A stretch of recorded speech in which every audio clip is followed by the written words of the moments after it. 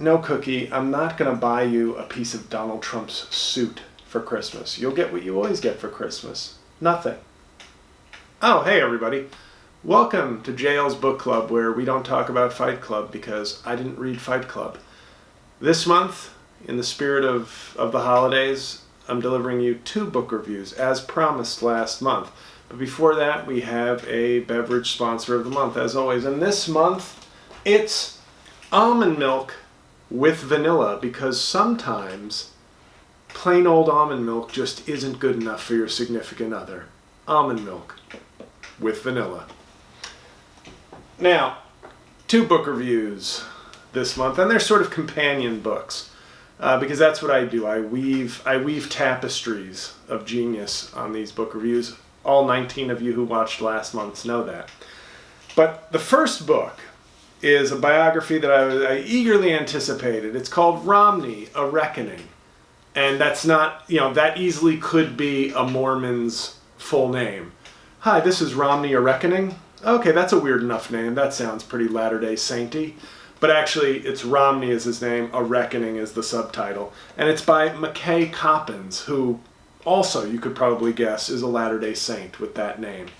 And I very much enjoyed this. See, I'm one of these people who I accept Mitt Romney for what he is. A sort of classic Republican, but he comes from tremendous stock. His father, George Romney, when I read what was his name?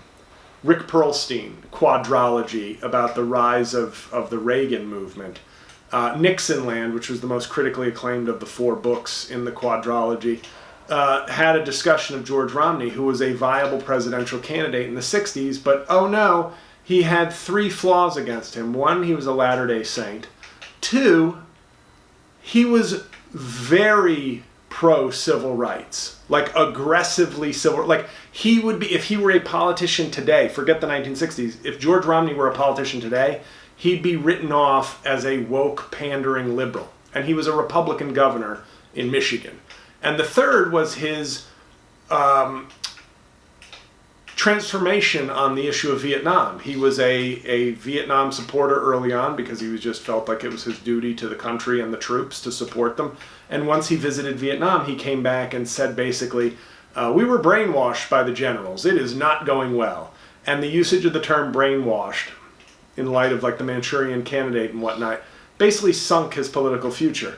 But when I say, this is not me grading George Romney on a curve of, well, he was really good for the... No. George Romney is like an exemplary Republican in history who would have no place in this Republican Party, as evidenced by the fact that his son, who is to the right of him, though idolizes his late father, has no place or future in the Republican Party.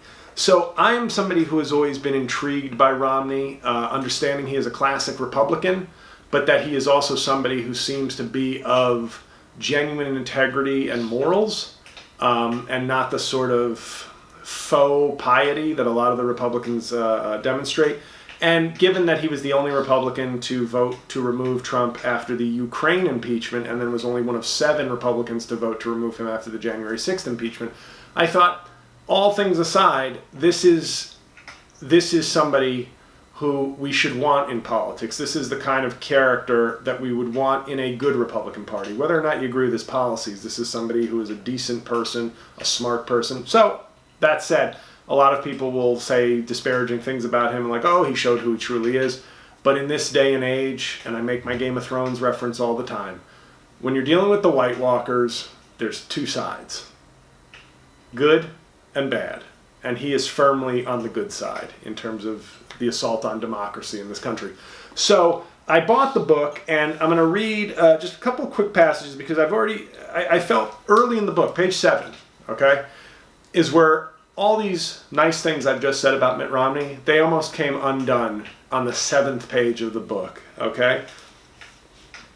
And I quote, Romney, who didn't have many real friends in Washington, well, I feel seen, Mitt, because you and I occupy, I think, similar spaces in our professions.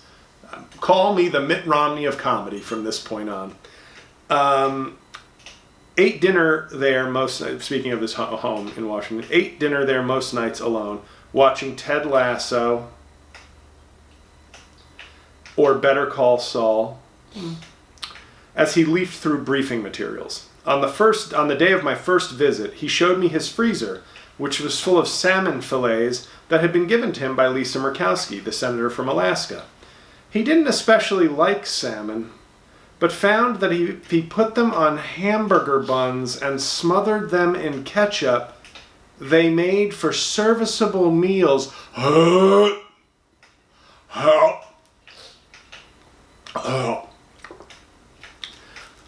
almost put the book down right there. I said, okay, this is not the hero I thought he was. Ketchup smothered salmon sandwiches? But I recovered. And I remember there's more. If I can, democracy is more important than how you eat salmon, even if it is as abhorrent as the way Mitt Romney does it. But then,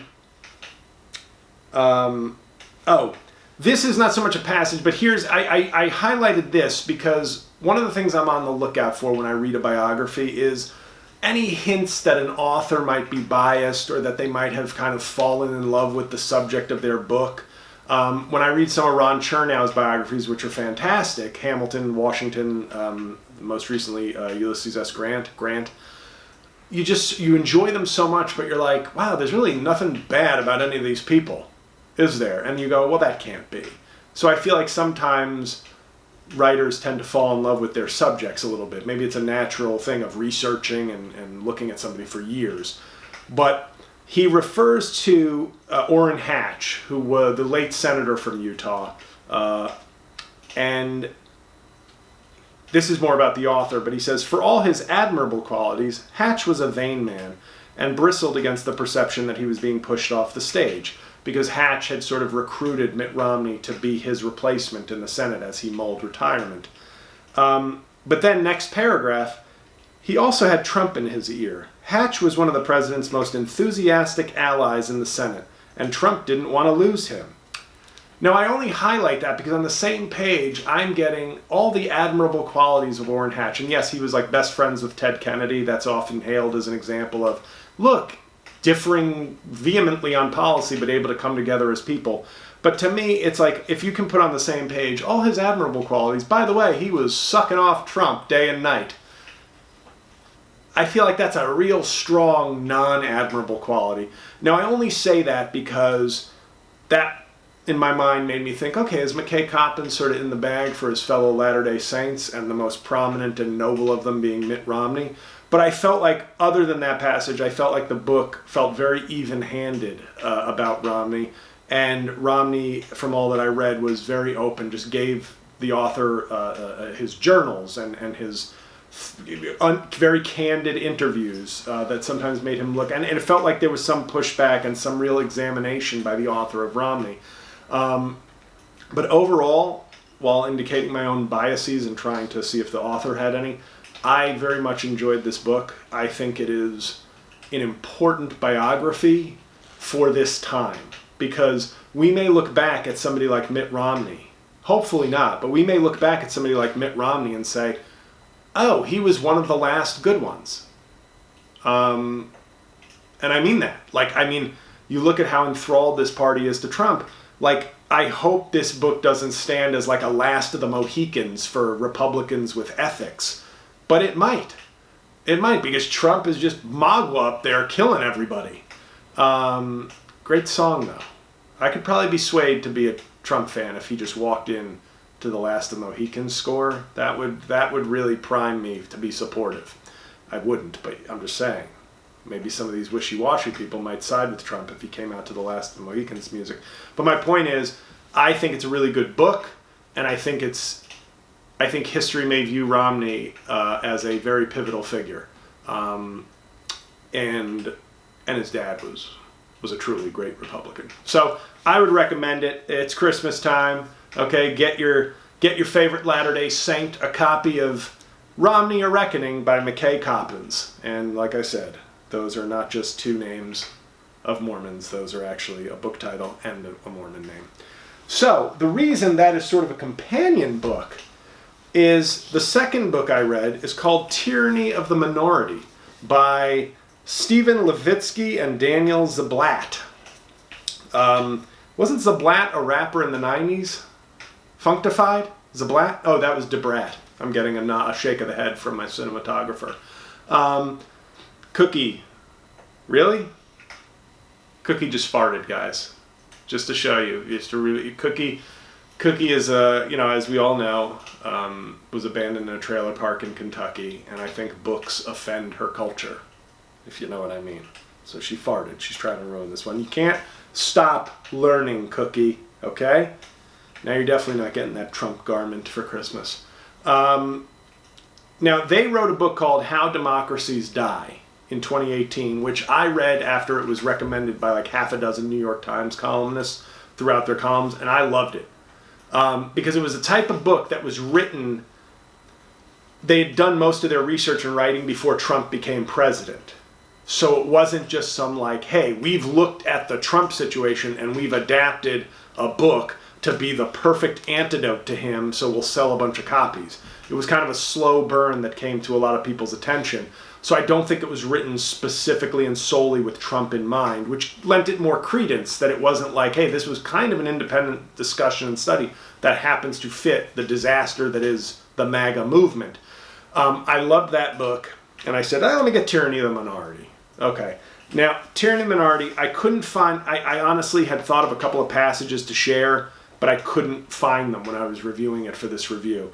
But what I will say is, it is a sobering and depressing book. Maybe even more than How Democracies Die, because How Democracies Die was like, look out where we're headed, folks. Tyranny of the Minority is like, we're here, let's pray on it or something, because the solutions they provide at the end of the book, I just don't believe we can do.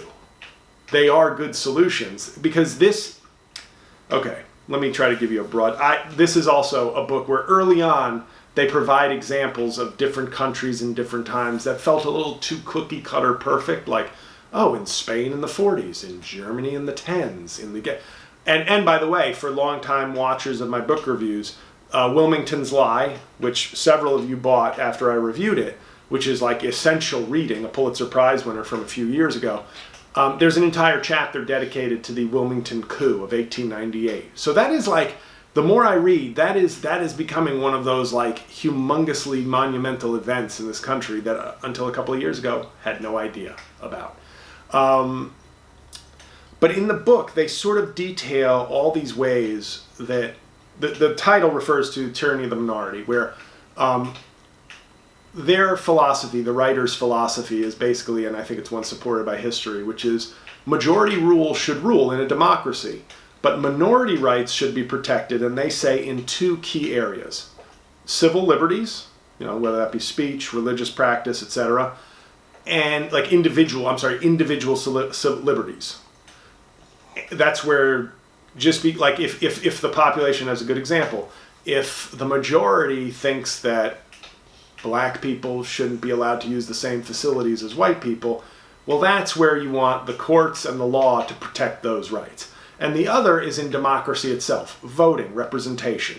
They said everything else, majority rule should really win out in a democracy, but that those are the two areas, because in the Federalist Papers there was talk of like the tyranny of the majority. So we have to make sure we have counter-majoritarian measures to protect certain rights of individuals that could be trampled in what we now know as kind of an illiberal democracy, which we see sprouting up across the world. This book lays out so many examples of how the Constitution just was not prepared for these times, and how the Republican Party is, they don't use these words, but a hypocritical sack of shit. That's my term of art. That is basically not pro-democracy, because their entire agenda is not popular with the majority of Americans. They highlight examples of like gun measures in places like Ohio, where they've built in these supermajority or these majority right-wing governments where like the majority of the citizens just in that state want tougher gun measures, and instead they're like, no, we're arming teachers, even though 70% of you said no. We don't have to listen to you because we've built in protections for our dying way of life and opinions. The Supreme Court is obviously an area that protects this unpopular minority, and I can't let, and there's no point in me listing all of them, and I don't want to list their solutions because, hey, buy the book if you want to know them. But my issue with the solutions is it requires, just like how democracies die, and I've said this before, their previous book, the U.S. Senate, the Republicans in the Senate are the most to blame for Trump still existing as he does. Because it was their constitutional duty to step up and say, hey, we're here for 6 years. The founders, our beloved founders, don't want us to fucking be at the whim of the voters every couple of years. We're supposed to make broader, long-range decisions for the health of the country. But under McConnell, they operate like the House of Representatives. They only care about power shifting every 2 years. So they don't act like the Senate was intended to act. They should have convicted Trump and barred him from holding office. And then that would have been it. But they didn't do that. And so that built-in protection failed. They failed the country and the Constitution when they didn't convict him, because that was the only built-in measure to deal with somebody like Trump.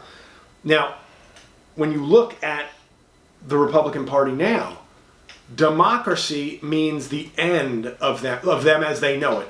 And he gives several examples of how in other countries, people have stood up for the rule of law and majority rule, and then the party that was losing power had to adjust their policies. Oh my God, you mean the Republican Party could win elections again if they just stopped being full of shit and like super faux religious, like for the wealthy? Oh, you mean they'd have to change their platform and then they could win votes again the fair way. But they don't want to. They know that hate and division boosts their ratings, so to speak, and that their donors love tax cuts. So they're catering to that. They're specifically catering to minorities, and not the minorities they don't like, numerical minorities, not people of color. And so what you get with that is a system where they're incentivized to keep this system working horribly. Their power, if they want to keep their power, they're the only ones who are invested in keeping this failed and increasingly failing system going. So while the book provides solutions, which I think are very fair and reasonable, you're asking people who have proven themselves to be completely without morals and integrity to do the moral thing and say, hey, even though this means I'll lose my job and my clout, it's for the best for the country. No. So that's why this book, I felt very depressed reading this book, because I thought they are right and their solutions make perfect sense. And I have no idea how any of these would ever happen in this country. Like, open your eyes and see. And they said, and here's the thing that was most challenging. They talked about various civil rights movements throughout history in this country, and that they were generational movements. And that is the quote I wish I could find, because it was from the women's suffrage movement, and my God, was it a quote?